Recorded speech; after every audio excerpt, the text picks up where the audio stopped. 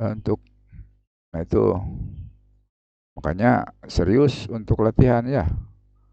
Karena ini kalau misalnya sudah kesempatan satu kali, selanjutnya masa materi ini berulang padahal uh, satu semester itu hanya beberapa kali pertemuan, 17 kali pertemuan misalnya ya. Nah itu salah satu materi harus memang dikuasai ya dengan keseriusan pembelajaran ya, oke. Nah, tujuan pembelajaran dan pelatihan peserta didik dapat memahami dan melakukan cara centering dan membidik target yang benar, terutama memahami urutan langkahnya dan fungsi-fungsi komponen peralatan yang digunakan dalam rangka mendukung pengukuran kerangka dasar horizontal serta dapat menyelesaikan pengukuran secara mandiri dan hasilnya benar ya. Di antaranya yaitu membaca peta kerja atau soket yang benar ya. Mengukur tinggi alat, tinggi target, sudut horizontal, sudut vertikal, dan jarak miring secara akurat ya. Setiap melakukan kegiatan, setiap tahapnya fokus, cermat, tidak main-main, selalu membawa catatan. Setiap kejadian atau hal yang baru selalu dicatat ya sebagai bahan pembelajaran. Tidak terjadi kesalahan pengukuran pada saat terjun di dunia kerja. Ya diharapkan pada saat terjun di dunia kerja itu karena sikap hati-hati ya dari sekarang sudah terlatih, maka di dunia kerja zero accident ya. Artinya nol ya, nol kesalahan lah, nol nol karena biasanya kesalahan atau kecelakaan biasanya dari hal-hal yang sepele karena fokusnya beralih, tidak konsentrasi terhadap risiko lingkungan ya. Setelah mempelajari modul ini diharapkan setiap peserta didik dapat melakukan pengukuran dengan benar untuk mencoba dipraktekkan setiap kelompok dapat menyelesaikan pengukuran 5 titik dalam 6JP atau 6 titik ya, 5 titik atau 6 titik. Oke, lanjut. Nah, metode pembelajaran kita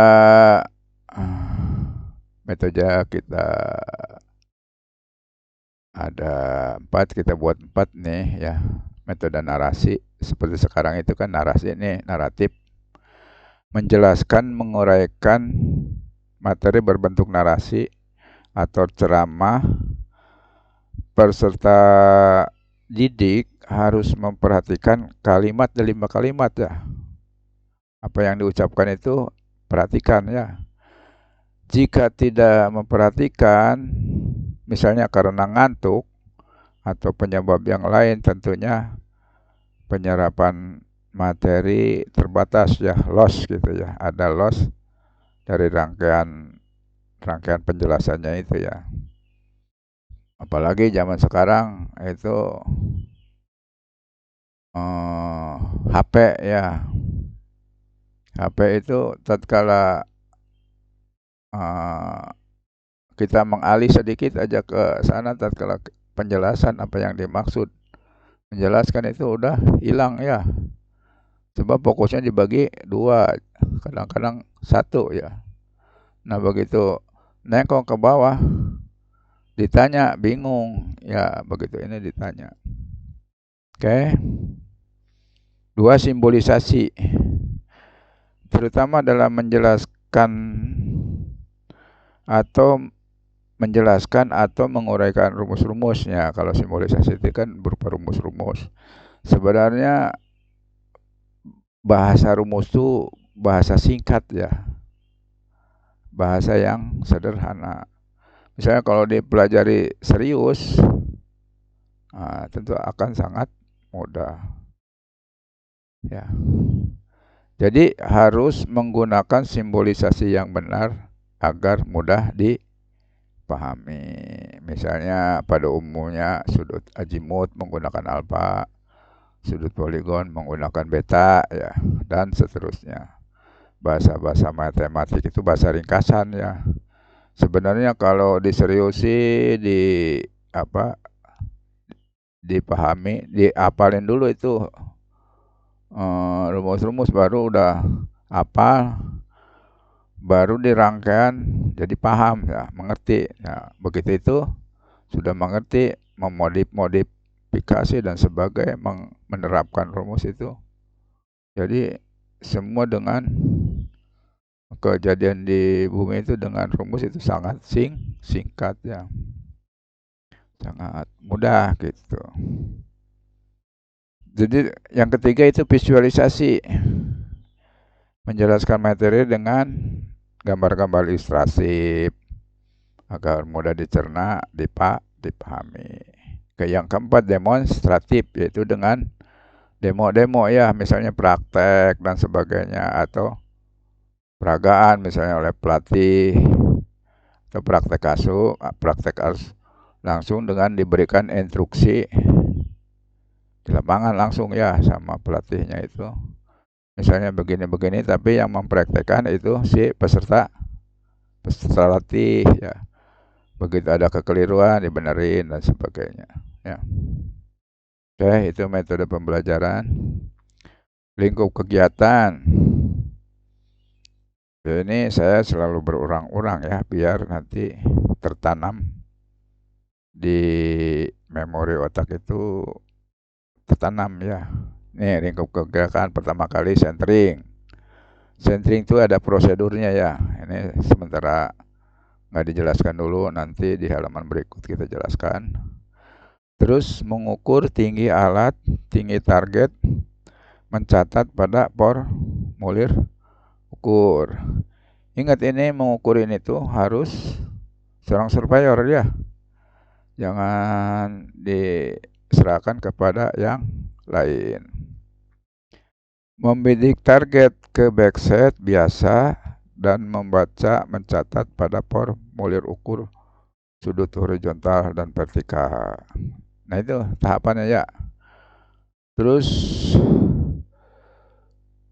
ini mengukur dan mencatat jarak miring pada formulir ukur. Nah, ini membidik target terus mencatat tuh supaya jangan jangan berubah, ya. Tidak mengukur mencatat jarak miring dulu, tapi mencatat horizontal dan vertikal supaya tidak berubah, ya, catatannya, supaya ketelitian sudutnya teliti. Baru mengukur jarak dan mencatat, ya, mengukur dan mencatat jarak miring pada formulir ukur. 5. Nah, tadi kan backside dulu pertama kali, sekarang membidik target ke foresight biasa, artinya ke muka, ya, ke foresight itu dalam keadaan biasa. Dan membaca, mencatat pada formulir ukur sudut horizontal dan vertikal. Terus yang keenam, mengukur dan mencatat jarak miring pada formulir ukur itu dalam keadaan biasa. Terus kita balikan tuh si alat itu memutar dalam keadaan luar biasa, ya. Terus tahapan 7 itu membidik target foresight dalam keadaan luar biasa. Ini ke foresight dulu, ya, biar tidak mutar-mutar itunya, membidik ke foresight dulu langkah pengukurannya, ya.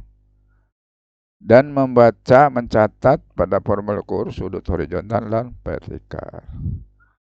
Mengukur dan mencatat jarak miring pada formulir ukur. Jarak miringnya itu menggunakan pita ukur, ya. Karena ini dalam proses pelatihan, maka belajar mengukur dan mencatat jarak miring itu penting, ya. Nah, ini dalam